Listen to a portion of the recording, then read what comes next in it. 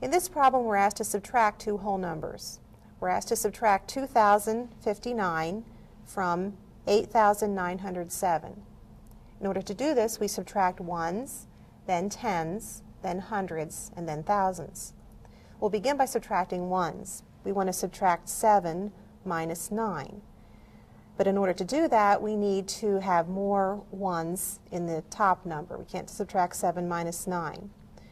We want to borrow some ones, but we can't borrow any from the tens because there's 0 tens. So we move to the hundred column. Looking at the hundreds column and the tens column together, the 9 hundreds will be the same as 90 tens. So I'm going to borrow a 10 from the 90 tens. The 90 tens becomes 89 tens, and the 10 that I borrowed will become 10 ones. Adding the 10 ones to the 7 ones gives me 17 ones. And now I can subtract. 17 minus 9 is 8.